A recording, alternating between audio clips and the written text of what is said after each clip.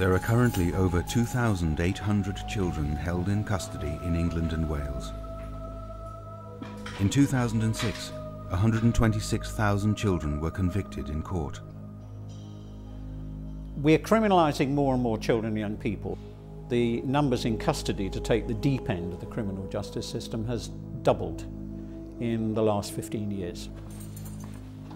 One of the real concerns that we have about youth crime and youth crime with respect to violence is that there's no doubt that the age at which some young people are now involved is much younger than it was.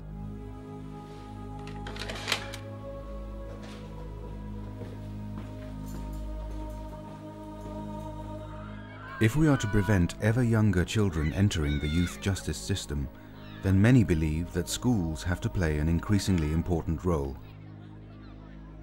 One of the key areas that some are addressing is the use of exclusion in dealing with unacceptable behaviour.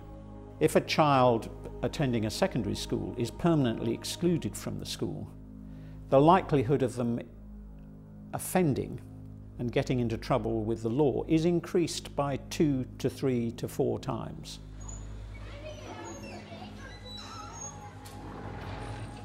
It costs a heck of a lot more money to put somebody through the criminal justice system as an offender than it does if we put money in to prevent them getting there in the first place.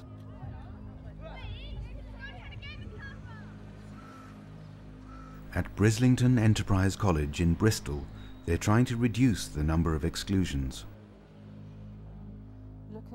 And they're doing so by using restorative justice, a scheme that's been adopted by a number of schools across the country. But it wasn't a nice experience. It was quite a vicious attack, I felt. And I suppose it affected me in as much as I've lived with somebody who's had a head injury. So seeing that lad on the floor being, attacked like that made me feel, this could be bad. PC Keith Hobden is Brislington Safer Schools police officer, and he was one of the first officers in Bristol to be trained in the use of restorative justice. I see the role as predominantly trying to keep youngsters out of the criminal justice system rather than putting them into it and working with them to try and achieve that. Kenny, I need to speak to you. Walk with me a minute. Very soon after I joined the college, I was actually trained in the use of restorative justice, and that was seen as quite a way forward in actually bringing victims and offenders together, and actually empowers the victim much more on what the outcome of any given incident is. The pilot scheme is using restorative justice as a way of dealing with young people who commit minor offences. We found in recent years that there's been generally a reduction in crime, but the number of young people coming into the criminal justice system has increased in some areas by up to 50%. Now that has meant that we're obviously criminalising a lot more young people for very minor offences, probably brought about mostly by the police drive for performance. Quite rightly so, they're here to detect crime. But for some young people, going into the criminal justice system might not be the best outcome. This pilot scheme is different from other initiatives around the country. Here, the police are encouraged to use restorative justice, as it formally counts towards their targets. But if it is to be effective, it does mean that the police and the school have to work together closely, often with other outside agencies. Now, my questions are going to be brief. Who's been affected? Restorative Justice in Schools was a pilot project run in 2002 to 2004.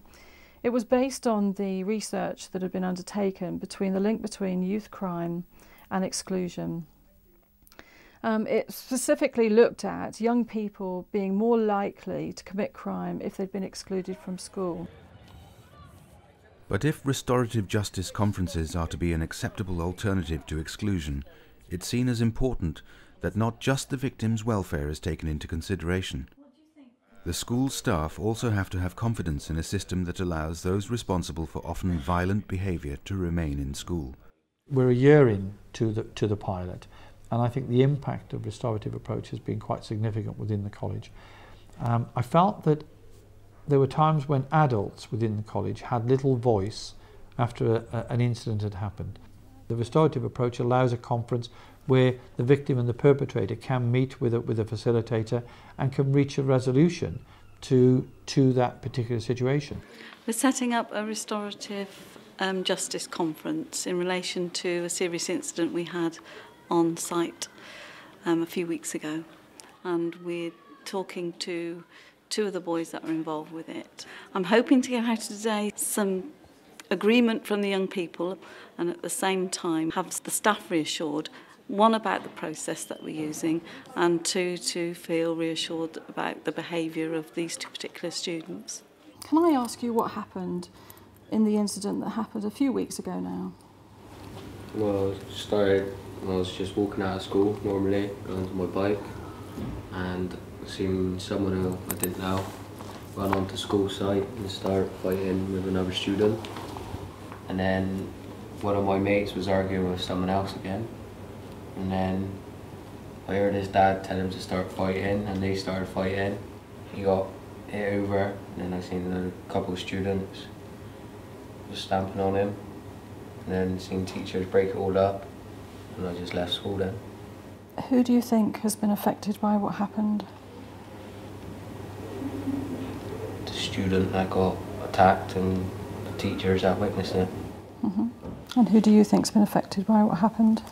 These people. Anybody else? Maybe year 7. Do you know why?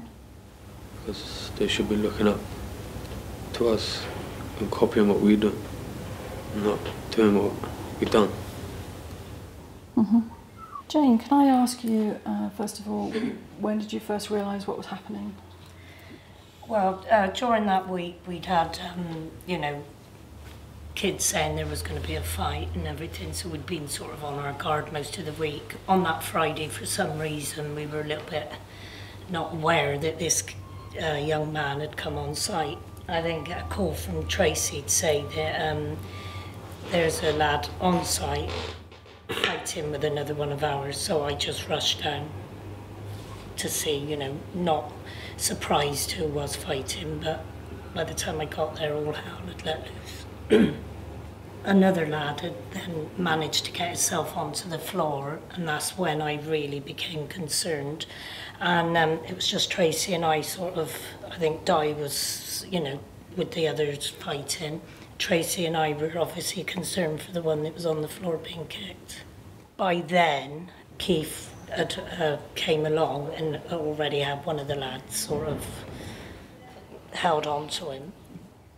I felt, you know, that we weren't in control at that time. I was over in a different part of the school actually, so I heard Jane's radio communication come across, and it was the most panicky probably that I've heard her be on the radio, so I obviously knew it was something a bit more serious than what it would normally be. So I kind of got over there as fast as I could then once I realised that that was the situation. If you can have a fight, but not all start piling in and kicking, you know, and they're nice kids, and you know, if nice kids can do it, I don't know what the bad boys are going to end up doing. The next part of the process is to look at what can be done to make things better once the harm has been caused. How you all reacted for nothing, really, was it? What was it for? I don't know, nothing. It wasn't even your row, was it, really? You just got involved. You know, you felt so incensed about nothing. You know, if you were out somewhere and somebody done something to you, I don't know how you're going to react. You know, it's going to get worse, I would say. I mean, I'm speaking from experience. You know, I've gone into a hospital with my son with the bottle still in his face, and it still upsets me now. What do you think could stop this happening again? Well, just don't get involved with anything that don't, you know, concern you. I believe it's important for people to come together and to hear the effect that it has on other people. You know, what the effect of your actions has, and the consequences that follow. It's also important for the person who's been harmed to perhaps put a face to the harm, to see that that person is someone who another day might not have committed that harm or done that harm to them, and they actually want to know why. I mean, I think that's the most commonest question. Why did that happen to me? Everybody has their trigger point for kicking off, if you like, but that was an extremely low trigger point on that day for how high it then escalated, and it's perhaps sort of just trying to assess in your own characters as to why it should be that low and what you could do about that. As I said, I've lived with somebody with a head injury. I don't want to go on about that, but it does affect people's lives for the rest of their lives. And I really wouldn't want that to happen to you. You're young. You've got your whole life in front of you. Look after it. The agreement will be written up, and everyone will have the opportunity to sign it and to have a copy. And it'll be to the things that people have suggested as outcomes, thinking and perhaps getting support with trigger points. Agencies running restorative justice conferences claim that over 90% reach satisfactory, lasting agreements. I was nervous, but I'm glad I've done it now, because I think at least one of the boys took some of it on board. So, yeah, and I would do it again if I was asked. They were probably quite shocked at how we felt, because we've never spoke about it since that day. And they probably didn't realise we felt like it, or they probably didn't realise I felt like it. They probably just thought, oh, Jane's used to that sort of thing. But, I don't think they see that. They don't realise, you're here working and then you go home. I've seen, like I said, one, quite badly injured and one be put in prison. So they don't realise it. That is, that's where they're going to end up if it don't stop. Daunting, but I would do it again. You would? Oh, good. I would do it again now I've done it, but before I did it, I thought, what have I... Restorative justice would appear to be one way of reducing the numbers of children being drawn into the criminal justice system. However, it's not always the answer. Sometimes young people do slip through the net, their behaviour leading to them being involved in criminal activity. But even late intervention can still deliver results. PC Keith Hobden has been working with Ebony. She is now re-established in school, but just a few months ago things looked very bleak for her. She was mischievous when she was little, but she was always happy and she's very loving as well. And then she started getting into trouble. Just come in one day from work and I had a phone call from a teacher to say that Ebony's been excluded. I'm not sure if it was for fighting this time or if it was for something else, but she got excluded, I think, for about 14 days, and that was the first time. And then she went back fine after that time, and then a couple of weeks or a few months down the line, another phone call to say she's been excluded again for something again, totally different.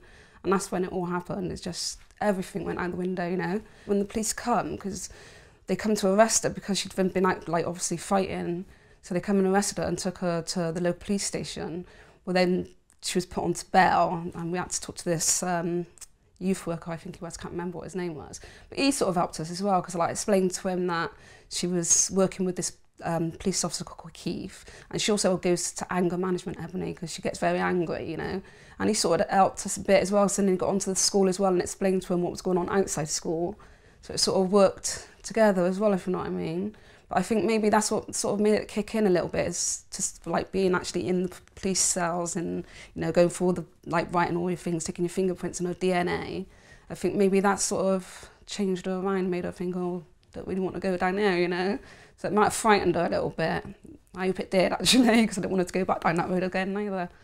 When I went to see the headmaster on a day, whether they decide to sort of take you back, you have a little meeting.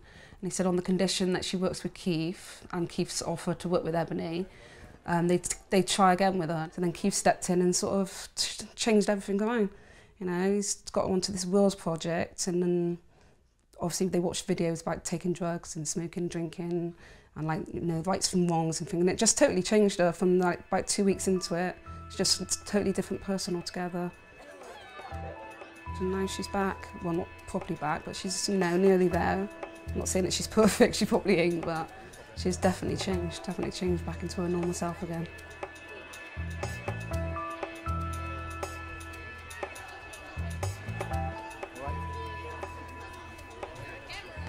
One of the things I learnt as chair of the Youth Justice Board is that there are tens of thousands of parents out there of teenagers who don't know how to cope with the behaviour of their own kids and who are yearning for support, incidentally.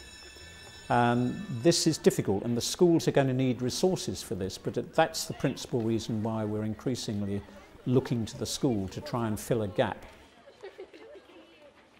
And I think often when you've got problems in areas, it's the school that provides that socialising aspect to a young person's growing up that may be absent. And as I say, particularly at a time when some families are under pressure, that the school provides that stability.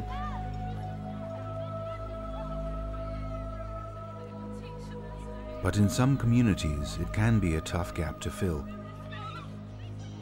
Educational targets can act as an incentive to exclude difficult students, always threatening to be a route into crime.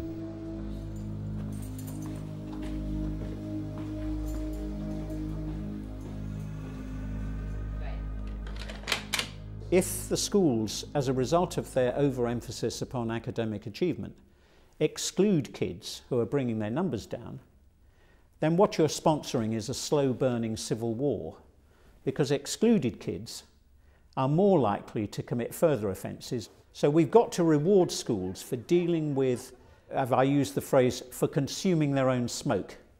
That the stuff that is being generated in their neighbourhood and within the school, of dealing with it in situ, where it's happening. And teachers are very important to be part of that. And it may involve putting in a social worker attached to the school. It may involve putting in a police officer, making what we now call a Safer Schools Partnership, where a police officer becomes part of the authority team of the teaching team. Woodside High School in Haringey, North London, is one of the schools taking part in the Safer Schools Partnership. PC Velda Ewan is attached to the school. She believes it's never too early to identify potentially criminal behaviour, even pointing out to pupils that some of the things they do would not be acceptable beyond the school gates. We talk about name calling. They come up and say, "Miss, I'm being bullied." And I say, "I don't know what bullying means. What is bullying?" "Well, they pushed me." I say, "Oh, you were assaulted." "Oh, well, they keep phoning me, hanging up and saying things to me. They're bullying me." "I don't understand what bullying is. Do you mean you're being harassed? Someone's breaking the law under the harassment." And then, you know, when we sit down and I say, you know, when you do that, when you phone her up and say awful things on the phone, you can be arrested for that. "Well, no, miss, we've only had a row." "Yes, you can, because this is what you're actually doing." Generally, when we're talking about Safer School Partnerships, it's about letting young people know that there is no difference in terms of justice and the application of the law between school life and life out on the streets. If you're out on the street and you have a certain behaviour, you might be liable to be arrested and prosecuted and dealt with. And why should it be different in schools? That's the message we seek to send, is that there cannot be a dual system of justice that takes place. You can't get away with things inside school just because you're inside school. Having a police officer based at the school is seen as not only helping the pupils to understand about crime, it also helps enable the staff to reduce bad behaviour. I've been here since January 2006, and when I arrived I came into a school that was really in chaos. The children had taken over the corridors, if you like, and what we had to do was first of all bring back the control of the school to the adults within the school. Within a school you have a space where they can learn what is acceptable and what's not acceptable. And this is certainly where our school-based policewoman has been absolutely superb, because she can take the children through what are the outcomes of poor behaviour, and she can explain to them that had this behaviour developed outside of school, these would be the outcomes. What are you doing? Hey, what are you doing here? What's up? Well, where are you meant to go then? I almost got in a fight, so I walked up. So why don't you go somewhere you should be, rather than get yourself in trouble here? Hey, listen, like, where else? Well, you have to go Remove or LSU or Delroy. The whole essence of Safer School Partnerships is about being there. You can't hope to fully understand and be effective in your relationship with schools unless you're spending time in the schools frequently. And knowing who you can call on to intervene and prevent an incident escalating potentially into violence is key to the role. Where should you be? Where should you be? I'm going this way now. Well, why are you standing there? I'm going this way to that. Huh? I'm going that way to that. This way. Well, go on then. What's going on? Oh, yeah. The benefit of the Safer Schools Partnership is that it goes beyond the school gate and allows the police officer to maintain the respect of the pupils even once they've left.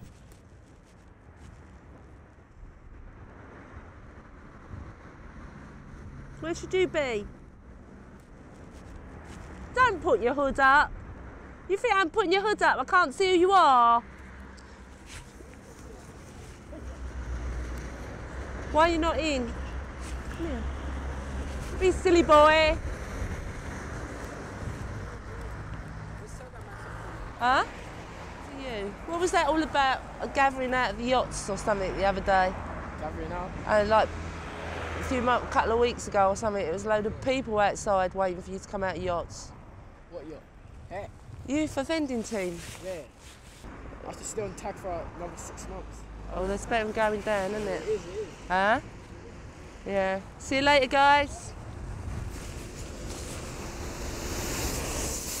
They were ex-students, but they were not so good students. That outside they were in a lot of trouble. Very anti-police, but obviously not anti-me because they're used to me. So I just asked them how they were doing. They were at college now, and I had heard a little rumour of something that had taken place with one of them. And how do you know about that, miss? Oh, I hear everything. The evidence suggests that Safer Schools Partnerships leads to a reduction in school exclusions, an improvement in school attendance, and an improvement in school achievement. The Safer Schools Partnership has been linked to a 21% reduction in fixed-term exclusions. However, some have been wary of the presence of police in schools, believing they're simply tools for monitoring and gathering evidence on young people. The Safer Schools Partnership does not always take the soft approach.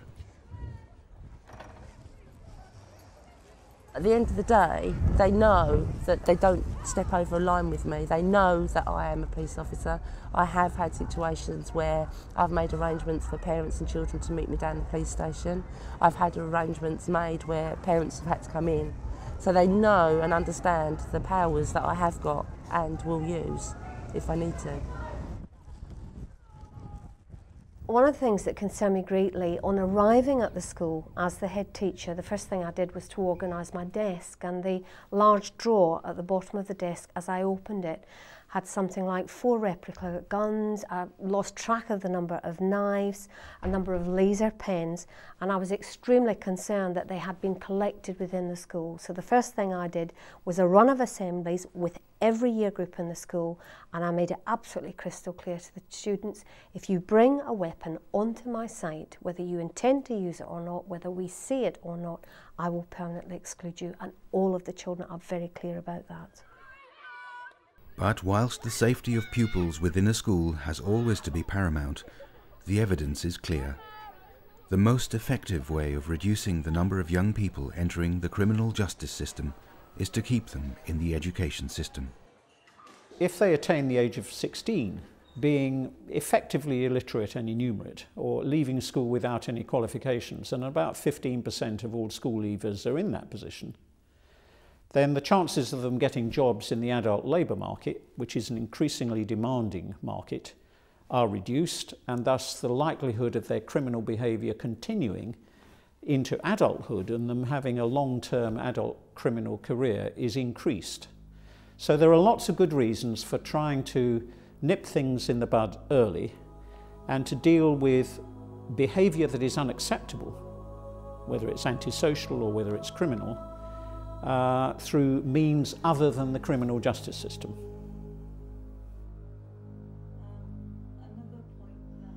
If you talk to people out there, they think community punishment, restorative justice is a soft option.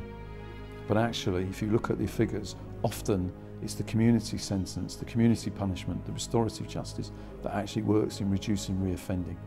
And we have a job in terms of the accountability of the Home Office in trying to reduce reoffending in a way which actually works, but also commands public confidence, and there's a job of work to be done with respect to that.